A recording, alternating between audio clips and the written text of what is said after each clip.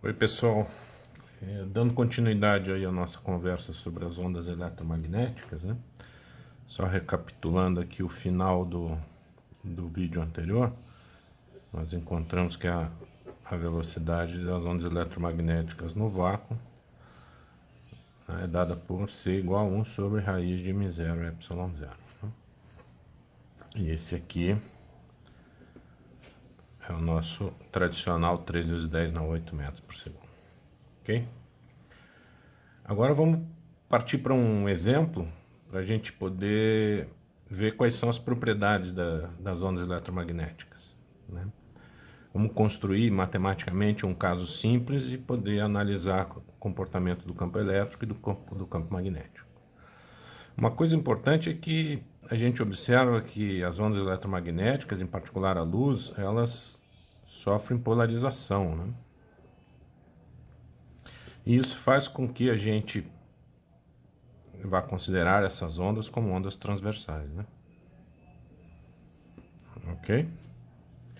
Então, por exemplo, vamos criar um campo aqui elétrico que vai descrever uma hipotética onda eletromagnética que seja construído de uma maneira a produzir uma onda transversal. Então, por exemplo, né, o E igual a 1E0 seno de kx menos ômega t. Vamos botar a onda se propagando no eixo x sentido positivo e vamos botar o campo apontando na direção y.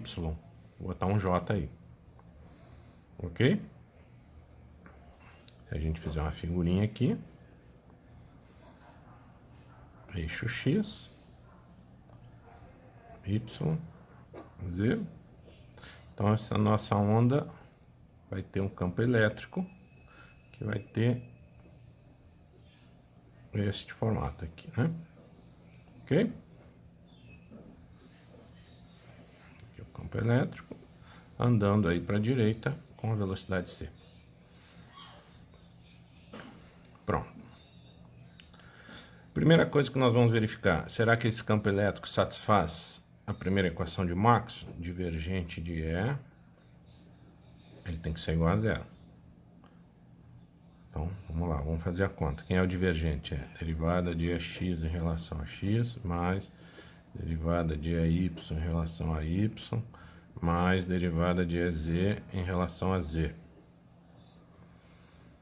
Isso vai ser quanto? EX é zero, o campo elétrico só tem componente y. EY é essa função aqui, derivada em relação a y. Como aqui não tem y, né? Derivada parcial de EY em relação a y também é zero. E o EZ, componente z do campo elétrico, também é zero. De modo que, ok, divergente de E deu igual a zero, a gente satisfez aí a primeira equação de Maxwell. Tá?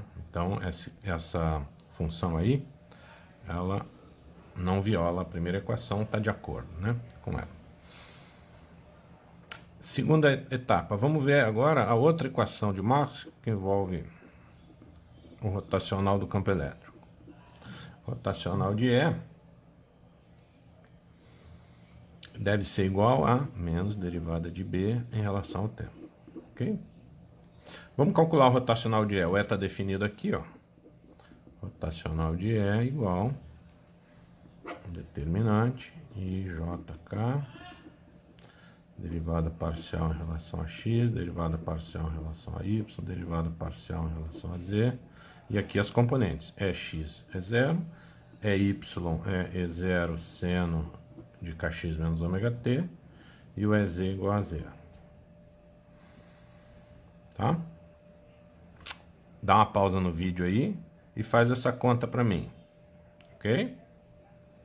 Faz com calma e qual vai ser o resultado? Vou esperar aqui 3 segundos. Ok. Para quem fez a conta, isso aí vai dar E0 K cosseno de kx menos ômega t na direção K. Esse então é o rotacional de E.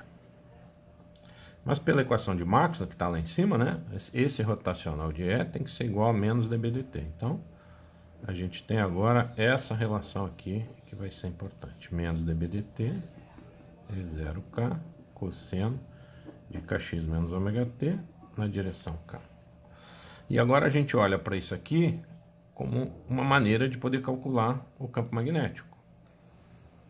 Nós vamos pegar e integrar isso aí em função do tempo. Então nós vamos ter o B vai ser integral de menos E0K cosseno de Kx menos ômega t, apontando na direção K, dt. O resultado dessa integral, como é que vai ser? Aqui sai menos E0K. Quando eu integrar esse cosseno, vai aparecer um menos ômega aqui. Seno de Kx menos ômega t, direção K.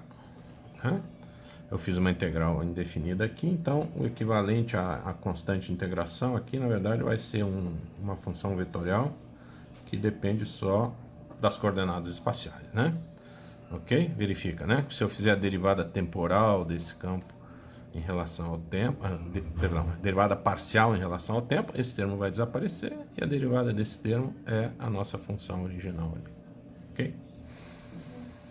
Bom, mas agora o que a gente pode fazer? A gente pode eliminar essa função vetorial aqui, porque se ela é função apenas das coordenadas espaciais, esse termo aqui não pertence à onda, né? Não faz parte da onda.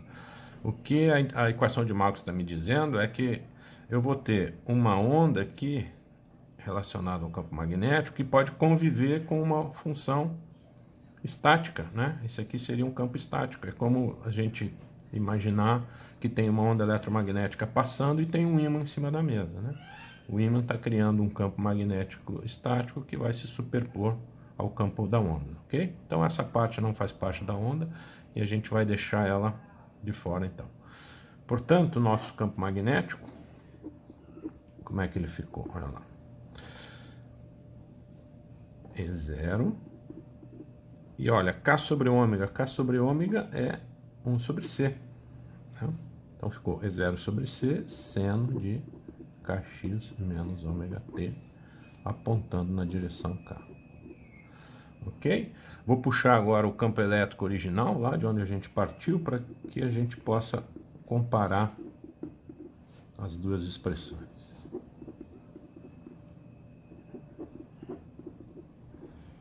Aqui J, né? Ok? Muito bem. Então, partimos deste campo elétrico, encontramos esse campo magnético associado à onda, né? Daqui o que a gente chama onda eletromagnética, os dois campos convivendo simultaneamente, né?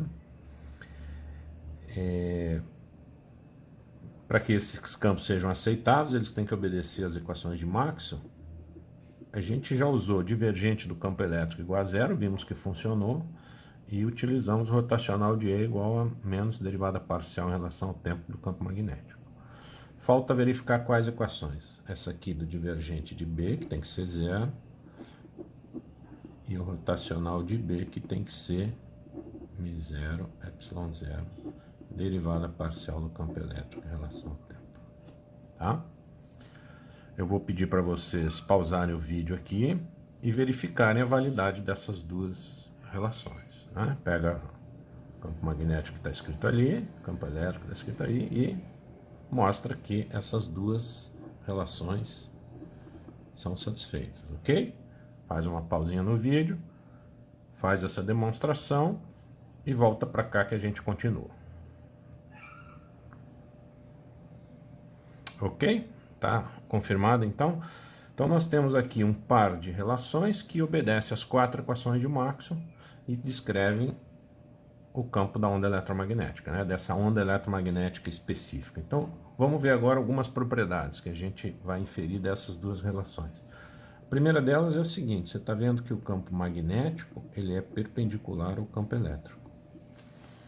Ok? O campo elétrico estava na direção Y e o campo magnético apareceu na direção Z. Né?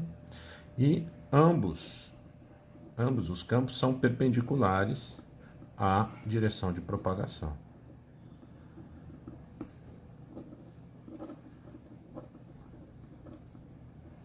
De modo que o triedro, campo elétrico, campo magnético e direção de propagação, né, é um triedro aí que você vai poder mostrar de mão direita. O campo elétrico, produto vetorial com campo magnético, vai dar um vetor que aponta na direção de propagação. Você pode verificar essa relação aqui. Isso aqui dá um vetor que tem a direção e o sentido da propagação. Depois nós vamos voltar a isso mais adiante, ok? Outra propriedade aqui, ó, amplitude do campo magnético, né, o B0, né, que seria o B0, amplitude do campo magnético, pelas equações, né, de Maxwell, aqui resolvendo esse sistema, a gente encontrou que ele é igual à amplitude do campo elétrico dividido pela velocidade da luz. Também é uma relação bastante importante aqui entre esses campos. Outra relação importante também é o seguinte, observa aqui, ó, seno de kx menos ômega t no campo magnético, seno de kx menos ômega t no campo elétrico, ou seja, os campos elétrico e magnético estão em fase. Quando um é zero, o outro é zero, quando um é máximo, o outro é máximo, ok? Então essas são as principais propriedades das ondas eletromagnéticas. A partir desse exemplo, né, a gente arbitrando uma função razoável aqui para o campo elétrico, nós conseguimos produzir o campo magnético e encontrar as relações dessas ondas que são, você já pode ter concluído, são ondas planas, né? Então a gente está vendo aqui as propriedades das ondas planas que se propagam no vácuo, ok? Valeu, pessoal, até daqui a pouco. Obrigado.